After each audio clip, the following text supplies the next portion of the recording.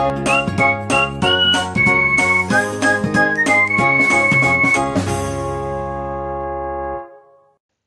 Everyone, welcome to my channel Medico Prime Education. तो आज है हमारा लेक्चर नंबर 7 और इसमें हम लोग बात करेंगे स्टेजेस ऑफ एम्ब्रायोनिक डेवलपमेंट के बारे में। ठीक है, और इसी लेक्चर में हम लोग बात करेंगे इम्प्लांटेशन।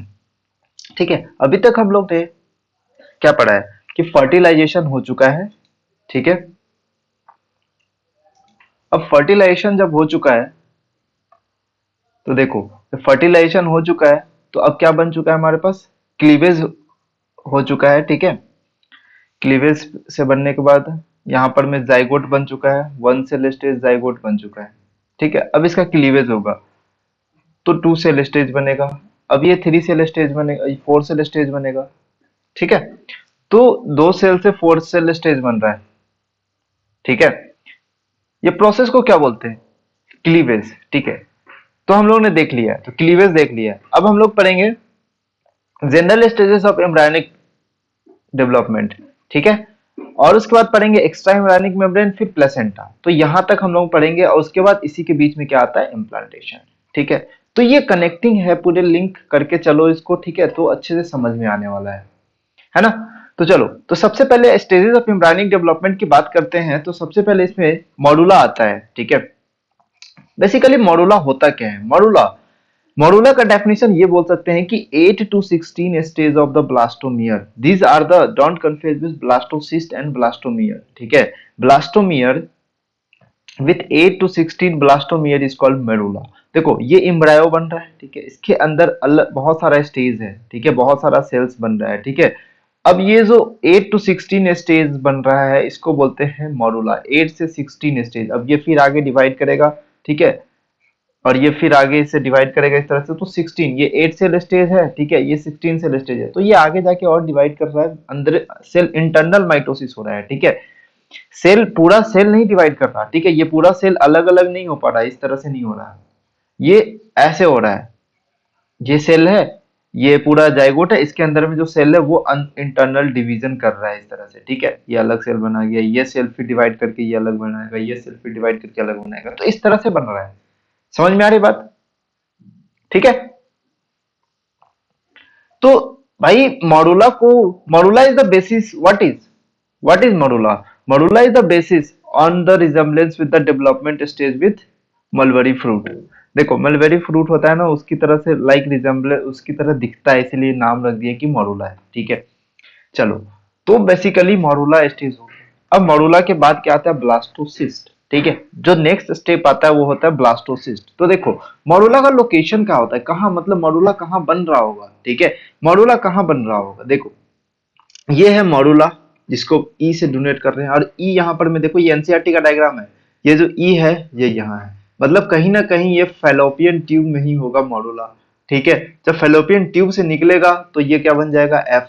ठीक है, ये अब ये मॉडुला ही होगा, एफ या तो निकल रहा होगा या फिर फॉलोपियन ट्यूब में ही होगा। ठीक है, ये स्टेज में क्या हो जाएगा, मॉडुला देखने को मिलेगा। एक मिनट में ब्लैक से दिखाता हूँ, ये स्टेज में क्या देखने को मिलेगा, मॉडुला देखने को मिलता है। ठीक है, और ये स्टेज में क्या देखने को मिल रहा है, अराउंड फोर सेल स्टेज। ठीक है, यहाँ पे देख लो फर्टिलाइजेशन होता हुआ दिखा रहा है। अब जब फर्टिलाइजेशन हो गया तो जाइगोट होता हुआ दिखा रहा है, बनता हुआ। ठीक है, जाइगोट मतलब टू सेल स्टेज यहाँ पर में है। ठीक है, टू सेल स्टेज है, यहाँ फर्टिलाइजेशन हो रहा है, टू सेल स्टेज बन रहा है, जाइगोट और टू सेल स्टेज। उसके बाद थ्री फोर सेल स्टेज बनेगा, उसके बाद 16 cell stage, eight cell stage बनेगा, उसके बाद 16 सेल स्टेज बनेगा। तो यही तो है मॉडुला, 8 to 16 स्टेज को क्या बोलते हैं, मॉडुला। अब ये यहाँ पर में क्या बन रहा है, इनटू द यूट्रस, यूट्रस में आके क्या बन रहा है, यहाँ पर में ये बन रहा है ब्लास्टोसिस्ट। ठीक है, क्या बन रहा है यहाँ पर में, ब्लास्टोसिस्ट। तो ये देखो यहाँ पर में इम्प्लांटेशन, ब्लास्टोसिस्ट का इम्प्लांटेशन होता हुआ दिख रहा है। ठीक है, अब यही हम लोग ब्लास्टोसिस्ट पढ़ते हैं, उसका स्ट्रक्चर पढ़ते हैं, फिर उसका इम्प्लांटेशन कराते हैं। ठीक है, चलो, तो लिंक समझो, उसके बाद समझ में आएगा सारा कहानी। देखो, ये पूरा रिप्रोडक्शन एक कहानी की तरह है, जैसे समझोगे एक लाइन से लिंक करते हुए चलो। Basically morula continues to divide and form what, blastocyst. तो मॉडुला ही आगे जाके क्या बनाता है, ब्लास्टोसिस्ट। इंटरनल डिवीजन होता है, और ये क्या बनाता है, ब्लास्टोसिस्ट बना देता है। ठीक है, and it moves further into the uterus, और वो यूट्रस पे मूव कर गया। ठीक है, अभी डायग्राम में देखा।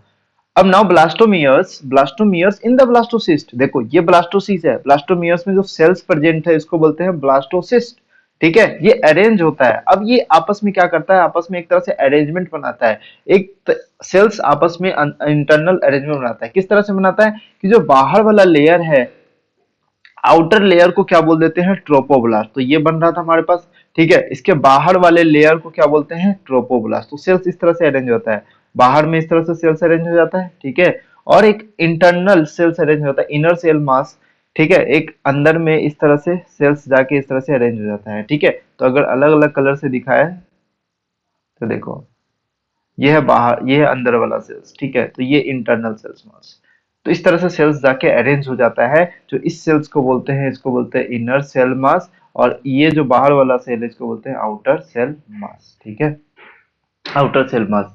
तो inner cell mass contains the certain cells called stem cells, ठीक है। इनर सेल मास को ही क्या बोलते हैं, स्टेम सेल्स। अब stem cells, basically stem cells का मतलब क्या होता है कि कोई भी सेल्स जो आगे जाके कोई स्ट्रक्चर या डिफरेंशिएट होके कुछ स्ट्रक्चर बना रहा है, ठीक है। मतलब प्रिकर्सर सेल्स ही बोलते हैं उसको, जो आगे जाके कुछ ना कुछ स्ट्रक्चर का फॉर्मेशन करेगा, उसको बोलते हैं स्टेम सेल्स, ठीक है। जिसके पास पोटेंसी होता है कि कोई वो टिश्यू या ऑर्गन का बनाए, ठीक है, उस सेल्स को क्या बोलते हैं, स्टेम सेल्स। स्टेम सेल्स का मतलब समझ में आया, कि वैसा सेल्स जिसके पास पोटेंसी है, जिसके पास क्षमता है कि वो अलग आगे जाके कोई टिश्यू या फिर ऑर्गन का फॉर्मेशन करता है, ठीक है। तो बेसिकली इनर मास सेल्स ही क्या बनाएगा, कोई टिश्यू या ऑर्गन बनाएगा, बट आउटर मास सेल्स का भी तो कुछ काम है। आउटर मास सेल्स का काम है, आउटर में सेल्स, जो आउटर सेल, जो आउटर सेल लेयर होता है जिसको, तो उसका काम क्या होता है, ठीक है। उसका काम है कि वो एंडोमेट्रियम से जाके अटैचमेंट करे, ठीक है, वो एंडोमेट्रियम से जाके अटैचमेंट करे, ठीक है। तो आउटर लेयर को क्या बोल रहे हैं हम लोग, ट्रोपोब्लास्ट बोल रहे हैं। अब इसी आउटर लेयर को क्या बोल रहे हैं हम लोग, ट्रोपोब्लास्ट बोल दे रहे हैं, ठीक है। और इनर सेल्स को बोल देते हैं inner cell mass. Inner cell को क्या बोलते हैं, इनर सेल मास, और आउटर सेल को बोलते हैं आउटर सेल मास, ठीक है। आउटर सेल या फिर आउटर सेल बोल देंगे, ठीक है, या फिर ट्रोपोब्लास्ट बोल देंगे। आगे बात समझ में। तो देखो ये डायग्राम में देखो, इसमें कि देखो ये जो बाहर जो सेल्स अरेंज है, बाहर जो सेल्स अरेंज दिख रहा है, ये हमें क्या दिख रहा है, ट्रोपोब्लास्ट दिख रहा है। बाहर जो सेल्स अरेंज है ये हमें क्या दिख रहा है, ट्रोपोब्लास्ट दिख रहा है। तो ट्रोपोब्लास्ट किसको बोलते हैं, outer layer of the blastomeres का जो आउटर लेयर है वो अटैच करता है एंडोमेट्रियम से, ठीक है। तो ये जाएगा एंडोमेट्रियम से अटैचमेंट करेगा। और इनर सेल मास को क्या बोलते हैं, इम्ब्रायोब्लास्ट, जो कि इम्ब्रायो का फॉर्मेशन करेगा, ठीक है। ये क्या बनाएगा, इम्ब्रायो का फॉर्मेशन करेगा, इसीलिए क्या बोलते हैं इसको, इम्ब्रायोब्लास्ट, ठीक है। और इसमें जो कैविटी प्रेजेंट है इसको बोलते हैं ब्लास्टोसिस्ट कैविटी या फिर ब्लास्टोसील, ब्लास्टो, ठीक है, क्या बोलते हैं इसको, ब्लास्टोसील, ठीक है। तो जो इनर सेल मास है, ये आपस में inner group of the cells attach to the trophoblast and differentiate into embryo into तो थ्री जर्म लेयर। अब ये क्या बनाएगा, तीन जर्म लेयर बनाएगा। ये इनर सेल मास डिफरेंशिएट करके तीन जर्म लेयर बनाएगा, एक्टोडर्म, मेसोडर्म और एंडोडर्म, ठीक है। After the attachment, uterine cells give rapidly and covers the blastocyst. Uterine cells क्या होता है, वो totally blastocyst को क्या करता है, कवर कर लेता है, और क्या करता है, it at embedding into the blastocyst in the endometrium called implantation. अब ये क्या करता है, एंडोमेट्रियम में जाके, ये ब्लास्टोसिस्ट एंडोमेट्रियम में जाके क्या करता है, इम्प्लांटेशन कर देता है, मतलब अटैच हो जाता है, अडहियर हो जाता है, जिसको बोलते हैं इम्प्लांटेशन, और that leads to the pregnancy, ठीक है। तो बेसिकली फर्टिलाइजेशन होना था और प्रेगनेंसी होना था, वो हो चुका है, ठीक है। अब जब इम्प्लांटेशन की बात आती है तो हम लोग पढ़ते हैं इम्प्लांटेशन में होता क्या है, कैसे इम्प्लांटेशन होता है, ठीक है। तो देखो, जब इम्प्लांटेशन होने के लिए after the attachment of ट्रोपोप्लास्ट layer of the endometrium, the ट्रोपोप्लास्ट layer of secretes certain enzymes which help the blastocyst become embedded into the endometrium to the uterus. तो ट्रोपोब्लास्ट लेयर है वो कुछ एंजाइम सीक्रेट करता है, ठीक है। एंजाइम का नाम नहीं याद रखना, बस समझो कि हाँ कुछ एंजाइम सीक्रेट करता है, ठीक है। वो एंजाइम सीक्रेट करता है और जाके, जो कि ब्लास्टोसिस्ट को हेल्प करता है कि वो जाके एंडोमेट्रियम में अटैच हो, ठीक है। तो देखो, एंडोमेट्रियम क्या है भाई, यूट्रस का जो लाइनिंग है, इंटरनल लाइनिंग है यूट्रस का, उसी को बोलते हैं ना एंडोमेट्रियम। अब क्या करता है, यूट्राइन सेल्स आपस में, यूट्रस का जो सेल्स है आपस में रैपिडली डिवाइड करता है और ब्लास्टोसिस्ट को पूरी तरह से कवर कर देता है। देखो इस तरह से यूट्रस है, ठीक है, ये सर्विक्स है और ये नीचे वेजाइना, ठीक है। और ये यहाँ पर में फैलोपियन ट्यूब था। तो देखो, तो यहाँ पर में मान लो इम्प्लांटेशन हो रहा है एंडोमेट्रियम का सेल्स है, ठीक है, और ये ब्लास्टोसिस्ट है। तो ये ब्लास्टोसिस्ट जाके इसमें अटैच हो रहा है, एम्बेडेड हो रहा है, ठीक है, इम्प्लांट कर रहा है। तो इम्प्लांट होने के समय ये इसका जो एंडोमेट्रियम का जो सेल है ये टोटली क्या करता है, प्रोलिफरेट करता है और टोटली इसको क्या करता है, कवर कर देता है, ठीक है। तो इस तरह से चलता है। तो देखो, दिस इज कॉल्ड इम्प्लांटेशन और interstitial type of implantation and this leads to the pregnancy. तो इम्प्लांटेशन का डेफिनेशन यही है कि after the attachment of trophoblast layer to the endometrium, trophoblast layer secretes certain enzymes which helps to blastocyst to become embedded in the endometrium, ठीक है, and that's why uterine cells rapidly divide and cover the blastocyst totally. After that there is a implantation. Like what type of implantation? Like interstitial type of implantation, and that may lead to the pregnancy, ठीक है।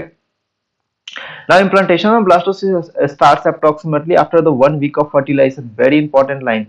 1 week of the implantation के fertilization के बाद implantation start हो चुका होता है और complete होता है 12th day after the fertilization। मतलब अप्रोक्स 7th डे तो तक, 7वें दिन तक तो फर्टिलाइजेशन हो गया रहता है, ठीक है।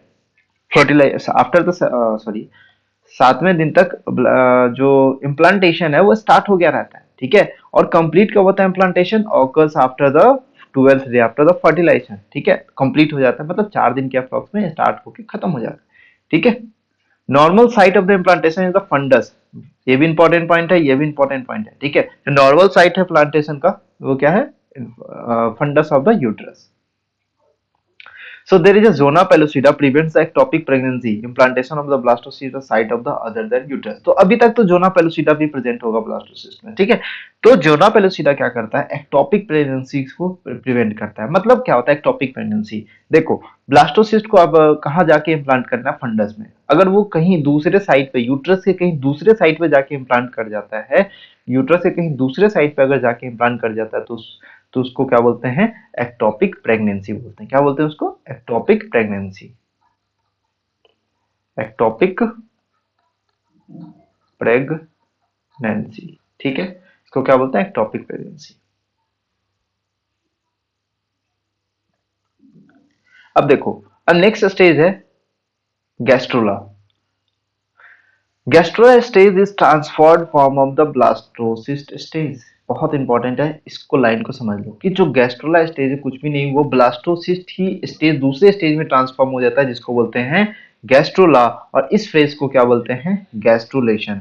मतलब इसमें क्या होता है कि ब्लास्टोमियर एक डेफिनेट प्लेस पे एम्ब्रायोनिक में, जैसे कि देखो, मॉर्फोजेनेटिक मूवमेंट करता है। इसमें क्या होता है? Morphogenetic movement. मतलब गैस्ट्रुलेशन में अब क्या होगा? गैस्ट्रुलेशन में जर्मिनल लेयर का फॉर्मेशन होता है। जर्मिनल लेयर का फॉर्मेशन होता है, ठीक है। कौन कौन सा जर्मिनल लेयर होता है? एक्टोडर्म होता है, मीजोडर्म होता है, ठीक है, और क्या होता है? एंडोडर्म होता है। देखो कैसे होता है। गैस्ट्रुलेशन का मतलब क्या होता है? Formation of three germ layer. Basically gastrulation का मतलब यही होता है कि formation of three germ layer, ठीक है। किससे होता है? जब ब्लास्टोमियर डिफरेंशिएट करेगा भाई, सेल डिवीजन होगा ब्लास्टोमियर में तभी तो बनेगा, ठीक है। तो formation of three germ layer is the significance of the gastrula stage. यही जो गैस्ट्रुला स्टेज है इसका सिग्निफिकेंस क्या है कि तीन जर्म लेयर का फॉर्मेशन मुझे करना है, और यही तीन जर्म लेयर से बॉडी का सारा पार्ट का ओरिजिन होता है, ठीक है।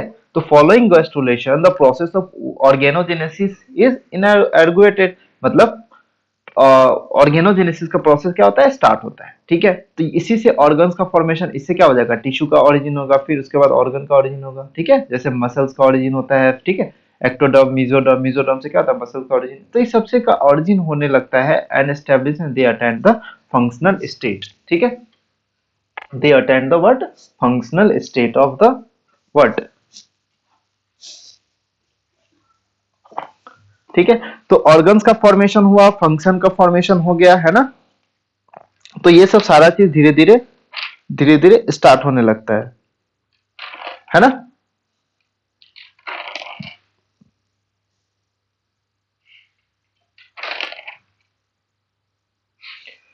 तो gastrula, gastrula is what? Gastrula stage is the what? It is a transferred from the blastocyst stage, ठीक है। ये याद रहेगा। आगे बात समझ में, चलो।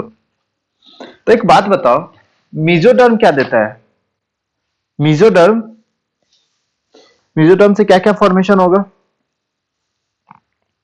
मीजोडर्म का भी आगे बहुत सारा डेरिवेटिव होता है, जैसे कि डर्मेटोम्स, मायोटोम्स, स्क्लेरोटोम्स, ठीक है। तो बेसिकली मैं कहना ये चाहता हूं कि जो डर्मेटोम्स है वो डर्मिस या फिर क्या बनाता है, dermis of the subcutaneous tissue बनाता है या फिर डर्मिस बनाएगा, ठीक है। और मायोटोम्स मसल्स बनाएगा, ठीक है। स्क्लेरोटोम्स वर्टिब्रा रिब्स बनाएगा, ठीक है। तो ये सब सारा चीज का फॉर्मेशन होता है। आगे बात समझ में। अब जब बाहर वाला लेयर है वो एक्टोडर्म बनाएगा। एक्टोडर्म क्या क्या बनाएगा? सेंट्रल नर्वस सिस्टम का पार्ट बनाएगा, ठीक है। एपिथेलियल टिश्यू बनाएगा। एपिथेलियल टिश्यू में क्या क्या आ जाएगा? एपिडर्मिस आ जाएगा, नेल्स आ जाएगा, हेयर्स आ जाएगा, स्वेट ग्लैंड्स आ जाएगा, ठीक है। तो ये सब सारा चीज आ जाएगा। एपिडर्मिस में जो भी पड़े हो सब आ जाएगा, ठीक है। चलो, एक्टोडर्म हो गया। अब बताओ मीजोडर्म, एक्टोडर्म,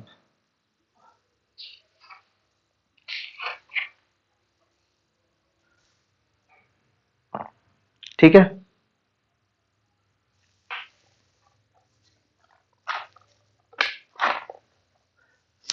एक्टोडर्म, फिर उसके बाद एंडोडर्म। एंडोडर्म में क्या क्या फॉर्मेशन होगा? अब एंडोडर्म में सोचो कि epithelial lining of the gut वो एंडोडर्म होगा, ठीक है। नेक का फॉर्मेशन होगा, थायराइड ग्लैंड, ये सब सारा ग्लैंड का फॉर्मेशन हो रहा है, ठीक है। अब जितना भी ऑर्गन है जीआईटी से रिलेटेड, ठीक है, वो सारा फॉर्मेशन होगा एंडोडर्म से। जैसे कि इंटेस्टाइन हो गया, जो कि हाइंड गट का पार्ट है और मिड गट का पार्ट है, ठीक है। तो ये सब सारा चीज का फॉर्मेशन हो रहा है, ठीक है। बेसिकली मैं क्यों बता रहा हूँ, अब देखो जो लेवल जो है ना, पैटर्न, थोड़ा सा पैटर्न चेंज हो रहा है, ठीक है। थोड़ा सा पैटर्न चेंज हो रहा है तो तुमको याद रखना पड़ेगा कि हाँ एक्टोडर्म से क्या बनना है, मीजोडर्म से और एंडोडर्म से क्या बनना है, थोड़ा सा बस जनरल ओवरव्यू रखना पड़ेगा, ठीक है। तो मैं बताना ये चाहता हूँ कि एक्टोडर्म, मीजोडर्म, एंडोडर्म ये आगे जाके टिश्यू डिफरेंशिएशन और फिर ऑर्गेनोजेनेसिस करेगा, ठीक है, और ऑर्गन का फॉर्मेशन करेगा, जो कि अपने आप में एक फंक्शनल स्टेट को डिफाइन करता है, ठीक है। फिर आगे जाके वो क्या बनाएगा? ऑर्गन सिस्टम बनाएगा। तो इम्प्लांटेशन के बाद क्या होता है कि inner cell mass implant differentiate to the outer layer call ectoderm and inner layer call endoderm. But हाँ, देखो कभी कभी लगता होगा ना कि सबसे पहले तो एक्टोडर्म बना है, ठीक है, उसके बाद क्या होता है? एंडोडर्म बनता है, मीजोडर्म नहीं बनता, ठीक है। उसके बाद क्या बनता है? बहुत बार पूछा है, उसके बाद मीजोडर्म बनता है, ठीक है। तो अगर हम लोग क्रॉस सेक्शंस का बात करते हैं कि मान लो कि इस तरह से एम्ब्रायो बन रहा है, ठीक है, इसको काट करके देखते हैं इसको इस तरह से, ठीक है। तो यहाँ पर मैं बाहर वाला जो लेयर है उसको बोलते हैं एक्टोडर्म, ठीक है। और यहाँ पर मैं ये वाला जो लेयर है उसको बोलते हैं मीजोडर्म, ठीक है। तो क्या होता है, यहाँ पर में एक तरह का प्रिमिटिव स्ट्रिक का फॉर्मेशन होता है, और यहाँ पर में जो सेल्स जो होता है वो एक्टोडर्म का सेल्स वो अंदर की तरफ मूव करता है, और मूव करके क्या बनाता है? यहाँ पर में मीजोडर्म का लेयर बनाता है, ठीक है।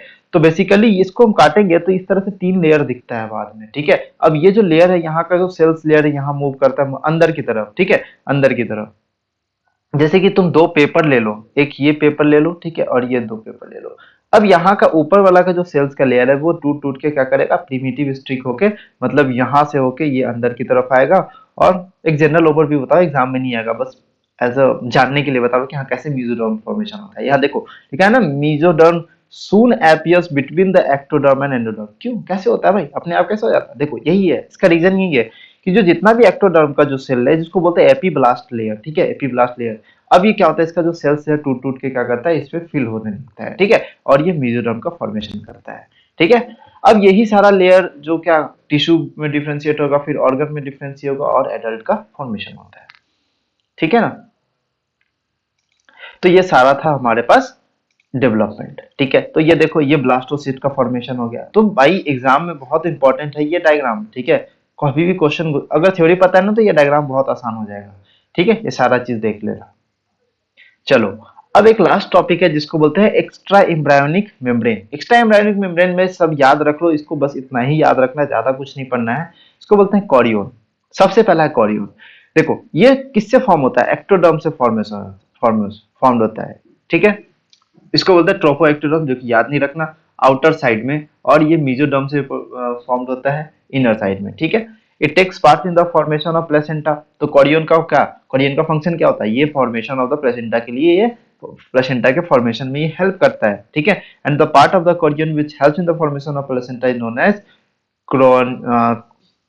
Chorionic frondosum. कॉरियोनिक फ्रोंडोसम क्या बोलते हैं इसको, कॉरियोनिक फ्रोंडोसम, कॉरियोनिक फ्रोंडोसम, ठीक है। चलो नेक्स्ट है एमनियन। तो कॉरियोन का जो स्ट्रक्चर है वो देख लो, ठीक है। ये है कॉरियोन, जो बाहर वाला लेयर है उसको बोलते हैं ट्रोफोएक्टोडर्म, ठीक है। और अंदर वाले को बोलते हैं पीईएम, ठीक है, पीईएम, ठीक है। ये जो बाहर और अंदर वाला लेयर है वो क्या बना रहा है, जो बाहर वाला लेयर है, और ये देखो कॉरियन क्या चाहिए, प्लेसेंटा का फॉर्मेशन कर रहा है, ये कॉरियोनिक विलाई बनाएगा, ठीक है, यही प्लेसेंटा आगे बनाता है, ठीक है ना। चलो तो देखो कि पीईएम का फुल फॉर्म दिया हुआ है ना, पैराइटल एक्स्ट्रा मेसोडर्म फॉर्मेशन, और वीएम विस्टल एक्स्ट्रा एम्ब्रायनिक मेसोडर्म, ठीक है।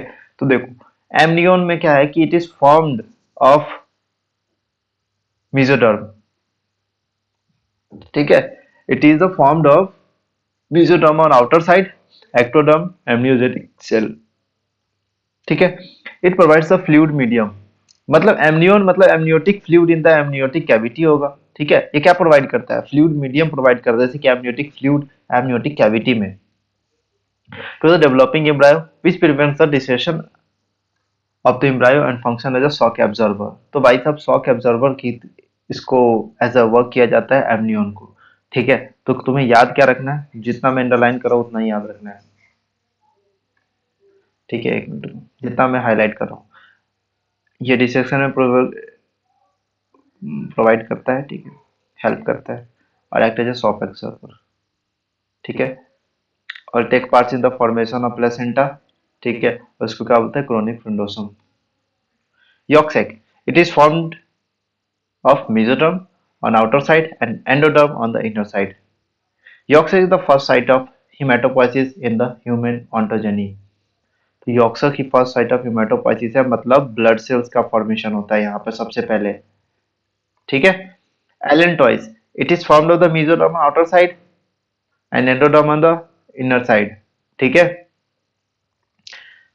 इसका कुछ फंक्शन नहीं है। Extra embryonic coelom is a space between the chronic and amnion, ठीक है। ये एक्स्ट्रा एम्ब्रियोनिक स्पेस होता है इसके बीच में, देखो ये एलेंटॉइस हो गया, ठीक है, लेंटॉइस हो गया, फिर एमनियन हो गया, ठीक है। ये बाहर अंदर वाला लेयर, ये बाहर वाला लेयर, इसके बीच में क्या है, ये फ्लूइड हो गया, एमनियोटिक फ्लूइड, ठीक है। ये सॉरी ये एमनियोल लेयर है, तो इसके बीच में क्या हो जाएगा, amniotic fluid in the amniotic cavity.